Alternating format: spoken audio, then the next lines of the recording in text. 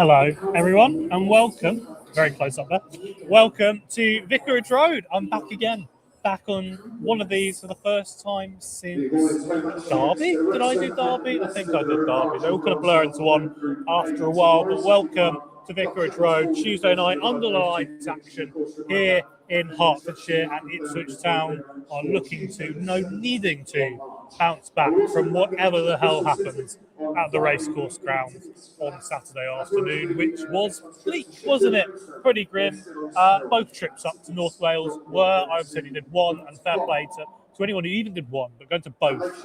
Wow, fair enough, fair play to those who made such a long trip twice and was greeted with two pretty abject performances, even though they did score three on Saturday and even led that game. But from 3-2 up to lose the game 5-3, it's a hell of a blow. So a reaction needed tonight here at Vicarage Road. It's Ipswich Town and it's Watford. It's been a fairly happy hunting ground. I know that Vicarage Road before, when you look back a little bit further, Ipswich's record here was pretty bad. It was like 1 win in 13. But they've won 3 of their last 4 trips here. Of course, the last game at Vicarage Road was that famous Sam Morsey winner, 2-1 here, just before the derby. It was around Christmas time, just before Christmas. So good memories for sure from that one. My 4th trip here in total, I think. Should we get into some team news then? Let's go through this and then I'll address the elephant in the room. Spoiler alert, don't have too many answers at the moment. I can share what I know from what I have seen. Here is your Ipswich Town team. So it's 4 changes for the Blues. Christian Bolton continues in goal. It's a back 4. Furlong, O'Shea, Kipray and Greaves. That means Leif Davis drops out. He isn't on the bench. He's out of the squad. He's the one change in the squad, which sees Ben Johnson come back onto the bench, having not been involved in North Wales over the weekend. In the midfield too is Matasiwa and Neil. Dan Neil in for his full league debut. I think we all kind of expected this, didn't we? And playing alongside Matasiwa, I've said for a little while, I think this is going to be the long-term partnership, is how I see this in midfield, and I hope that will be enough to convince Dan Neil that this might be his home for the foreseeable. But he also has to convince Ipswich and the fans here that he's someone that can be a top-end championship and a solid Premier League player this season and beyond. And then it's the forward line. Sindramala Igeli comes in, change number 3. Wes Burns drops out, he's on the bench. Wes had I think it was a groin injury recently, obviously, as well as come back from almost a year out with an ACL injury. So even though he's handling the games, he's playing really well. Saturday, Tuesday at the moment is still a bridge too far. Hopefully people can get behind me if I move and shuffle really close. We've actually got good space here and little kind of garden chairs to sit on as well, which makes life a little bit easier. So that's the situation with that one. We've got Nunez back in the number 10 role. That sees Anis Manetti drop out. Again, I think it's a good bit of managing minutes there.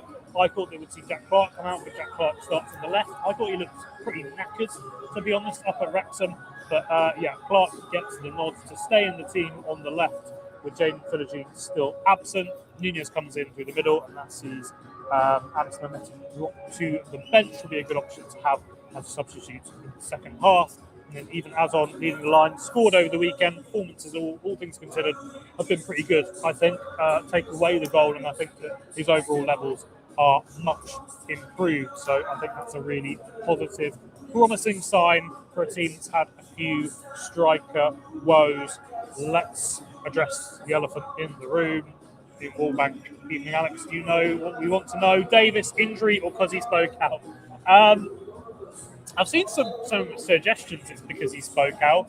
I haven't had anything confirmed at this point yet, but I can tell you right now very confidently it's not because of anything he said to me in that post-match. We obviously played the clips of the questions that I asked him post-match. As far as we're aware, it's nothing to do with that. It would be ludicrous if it was. I think it's an injury. There you go. I've had to confirm. So it's a workload management situation. He was walking with a limp, I think, is what I should say from over the weekend. We spoke to him post-match after after the Wrexham game, that 5-3 defeat. We spoke to them. That's where obviously those quotes came from. They caught the eye. Yeah, so workload management is what I've just been told there. It makes a lot of sense. He's someone that's starting week in, week out, and he needs to have that managed, but he was walking with a limp after I spoke to him. I think that could be just managing and not almost like a precaution, essentially, but yeah, not going to be because he spoke out. I don't think his comments were scathing or anything like that. We played those on the pod. If you want to go back through, you can listen to some of the questions that I asked Leaf to see that. Stu says he's watching me. There you go. How nice. Hope Stu's enjoying my video, and hope you guys all are as well. Hi, Steve from NYXYC. What do you think about Dara in the squad starting? Yeah, this is obviously a tricky one because Dara O'Shea's performance over the weekend at Wrexham, I have to be honest, it was the worst I've seen him in an Ipswich shirt. Someone who's been unbelievably reliable in the Premier League, and this year's maybe been a little bit different in the Championship, weirdly enough. But even at this level, I think he's been someone that Ipswich have been able to rely upon, and that didn't happen at all at Wrexham. He was at fault for possibly 3 of the goals. He made errors in 3 or 4 of them, and I'm sure by his own admission was way off the level. There have been questions over the leadership, things like that. If we're dropping someone off one bad performance, I think that's quite harsh. I don't think that there's too many examples. I'm looking at Dara O'Shea as an individual who's been subpar. The games that will come to mind will be this and Sheffield United, I think, where he's looked below the level. But that doesn't warrant being dropped, especially when you're the captain. And we spoke about this a little bit on the pod as well. Do you drop your captain for a game like this out of the blue? What does that do kind of to the long-term effect of the squad? It's not for me personally. So I'm happy to have Dara in. I wouldn't have been hugely upset if Kieran McKenna had decided to not have him in the team, but ultimately it's the decision there, and you can see why. Even though there have been some questions around his leadership, I think it is important to have him in the team. Yeah, we've touched on the Davis stuff. Kurt Lewis, evening Alex, 3 points please, would be good, wouldn't it? It really feels like they need it. Should we have a look as well at some of the games elsewhere, and then we can also touch on the Watford team and the changes within that. Because obviously it's not just Ipswich and Watford tonight. Borough are playing as well. They're at home to Gary Rowett's Leicester City, kicking off at the same time. And then in terms of the others, Millwall are tomorrow at home to Birmingham, a Birmingham team that struggled on the road a lot, but obviously are in really good form. Hull play tonight, they're hosting Derby County. Wrexham play tonight, they're hosting Pompey. And everyone wants to know about commentary as well. Big old game for them, away at Sheffield United tomorrow night at Bramall Lane. Jamie White, I remember that Morsey smacker against Watford. I'm going to take you back to my memory. So it was a very similar spot. It was, I think it was just in front of the away end. Should we turn? You can have a look. I'm sure you guys want to see this. Here we go. Move my walk off out the way. Right in that goal there, I think it would have been. Yeah, that was a brilliant, brilliant night. It was one of those where I think people started to think, hang on, maybe this is meant to be. Given how that game went, such an iconic goal. Kind of the way he almost kind of like strutted and walked about. There was something about the way he approached and the celebration. So ice cold. It was brilliant. I loved it. So yeah, that was a brilliant, brilliant game, brilliant night, all things considered. Let's touch on the Watford team. I need to go get my Watford notes up if we're going to touch on the Watford team, but I will bring out the team here so we can show it. 4 changes for the Hornets, like Ipswich, but they've got a tactical shift with their team. We're going from a 4-2-3-1 that they played in their 2-0 win against Derby over the weekend, and they are playing a 3-4-2-1, a back 3 or back 5. Has Ed Still, their new manager, looked at what Watford did, having played the same system over the weekend and tried to emulate that? Possibly. I don't know. Let's go through it then. So the 4 changes sees Petrus, Pollock, Bowler and Chakvetadze come in. Those are 3 of those. Petrus, Pollock and Bowler are defensive changes. Petrus and Bowler are going to be the wing-backs in the system. Pollock comes in at centre-back and Chakvetadze will be on the left wing in place of Mama, who has really impressed Moroccan under-21 international, and Gakia, Goglichidze and Kayembe all come out of this team. That leaves them with Salvik in goal. We sit at the back three of a Banquet on the right, Pollock through the middle, and then Thuni on loan from Man City as that left-sided centre-back. And then we'll have Petrus, who comes in. He'll be on the right wing-back slot. Loser scored at Footman Road, of course, the opener in that game. A really impressive goal and overall performance. He's one of the best players in this league, alongside Mendy, who signed for signed for Leicester the year after they won the Premier League. Now finds himself here at Vicarage Road. I think there was a summer signing off the top of my head. Ola then at left wing back as mentioned. And then the two behind Kurumgard, the lone striker, are in Iran Kunda, the former Bayern Munich youngster. He's playing on the left. And Georgi Chakvatadze. Sorry, Iran Kunda on the right and Georgi Chakvatadze on the left. So a lot of really exciting talent in that Watford squad. And John Eustace, the Derby manager, mentioned over the weekend he saw it as one of the strongest squads, one of the most exciting squads in the entire division. Obviously, a lot of praise that Ipswich have had from opposition managers at various times this season. Let's go through and have a look at a few more bits and pieces. Let's see if I get some comments there. At risk of stating the obvious, again, we simply need to go on a winning run. It's true. And I think that's probably the biggest fear around Ipswich at the moment. I don't know how you guys feel, but it creates almost like a mental block in a way where they need to go on a run. It has to be. They've only had one real period where they've managed to put a series of wins together, which was around kind of from that Coventry win away from home onwards. They ended up winning 5 on the bounce in all competitions. They had an unbeaten run of 7. They need that again. But with the way that Ipswich are at the moment, I don't have the faith that they can do that. I can see them winning tonight, but then I would have no confidence going to Swansea that they would necessarily go and win. Obviously, that's a home game, a different story, but I think that you know that Ipswich can put in good performances and win games, and they can at times do both the attacking side and the defensive side, but putting them together to then win on a consistent basis is such a struggle. And that is a concern for me, for sure, when Coventry have done that and Middlesbrough have at different times as well, even though they both had their respective struggles. Joe Buckle, good to see Dan Neil getting a start after Jack Taylor performance. Weird that as well, because Jack Taylor kind of played a part in the build-up to the first goal, and then got an assist with an amazing flick for the second at Wrexham, but his overall performance levels, particularly in that first half, were pretty poor. This is a chance for Dan Neil to nail down that starting spot. How I see it. James Cummins has asked, is his wife in labour? I don't think we're at that stage yet. I don't know. I'm not going to pry into that. As mentioned, Leif Davis's absence is workload management. Was limping a little bit post-match. Don't think that's a real injury. I think it's just making sure that as a precaution he's good to go for a busy run ahead, because there's a lot of Saturday, Tuesday games coming up. So good to just be able to pace him a little bit. Obviously tricky when there's no natural left back in the squad to kind of cover him. Joe Buckle, Nunez and Ageli back together again. Yeah, that should be really good. I think for Ageli, for Valor Ageli, who needs it, just needs a good performance. It's been difficult for him. He's not had the minutes. He's not played a single minute in his last 2 league games. Struggled through the 10 at Wrexham in the Cup, had 25 minutes off the bench before that. One game that was Preston, I believe. Doesn't really work for him. Hopefully they can get the best out of each other.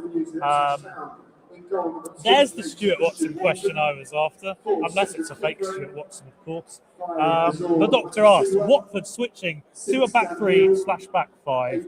Worry for Ipswich?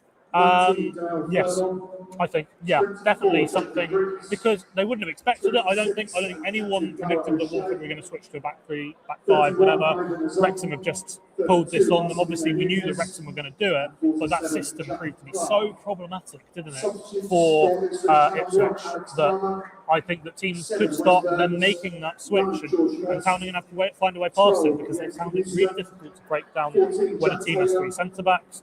And then also the wing-backs attacking has been a problem. You look at how much joy Thomason had for Wrexham over the weekend, was one of their most influential players.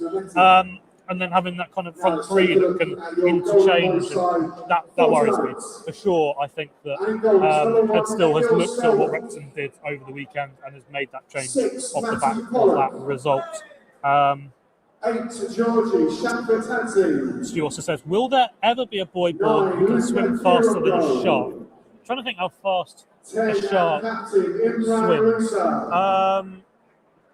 16, Mark Bowler. This would be a really good pods topic, Stu, wouldn't it? I'm going to say yeah, why not? At some point, as we continue to develop as human beings, and you see records being broken in the Olympics and things like that, I would be confident that at some point, Stu, we will have a boy born who can swim faster than a shark at some point in the future. Yeah, why not? Guys, I want to know your answer to that question. Will there ever be a boy born who can swim faster? Stop laughing at me. Will there ever be a boy born who can swim faster than a shark? I say yes. What do you guys think? I've got a question from Mark. I'm a fan of Sindra, but should he start in what looks like a fairly defensive side? Is that like against the fairly defensive side? I don't think it's going to be that. I think that, look, Wrexham played that system. They weren't the defensive side. You do it in the right way, you can be a real threat, and I think that you're going to see Watford try and take a lot of similarities from that performance that Wrexham put in. David said, I would have started Messi on the right. It's definitely something that I would think about because he's very good. Obviously, he's capable of playing along that line behind the striker.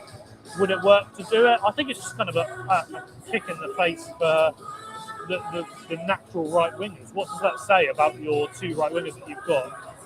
You cost £30 million between the. Oh yeah, by the way, we're going to play Mehmeti, the number 10/left wing, in your position, and you're both going to go on the bench with Wes Burns. You can't have three right wingers on the bench for him. So I kind of understand it, but not for me. Not a fan of Mehmeti getting dropped yet. I understand that one. A lot of comments about Sindra. Look, we've seen good stuff from Sindra Wale-Gelly. We've seen him score excellent goals. Harry the Hornet, the Watford manager. Wow, I really hope. You know what? At some point, Harry the Hornet will be the Watford manager. The Watford mascot has brought an Ipswich mascot in front of the away end to go meet the fans, and I really love that. Here we go. Here he goes. I hope you guys can see this. Oh. He's going to do it.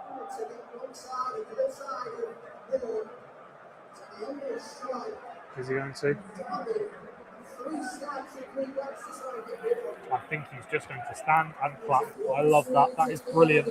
The town fans applauding the young mascot and the furry mascot, who is not yet Watford manager, but give it time. I mean, what are we? 25 to 8 on Tuesday night. Could happen anytime soon, couldn't it? So yeah, a lot of comments about Sindra, and I can kind of understand that. But we've seen good things from him. We've seen good performances from him. It's just been a sustainability thing, consistency, and as I said, hasn't really happened for him at the moment. Performance levels are down, but a £17.5 million 19-year-old attacker needs minutes to adapt to the Championship. So I'm backing him tonight. Morning all from Brisbane. A chilly 22 degrees this morning at 5:30 a.m. My word. I've got a few more comments there about Stu. Watson's got a great head of hair. He really does on that photo. I would be really fascinated to know what year that photo is from, Stu. That's all I'll say. Ali Cat says, where's Stone Cold Stuart Watson tonight? Stone Cold Stuart Watson is at home. Our eternal leader, Mark Heath, is on holiday. Not sure what's going on with that, but I'm sure we'll have an update soon. We'll see. So he's away at the moment, so we need someone back at base to sort out our newspaper for tomorrow. All of you are obviously going to go by.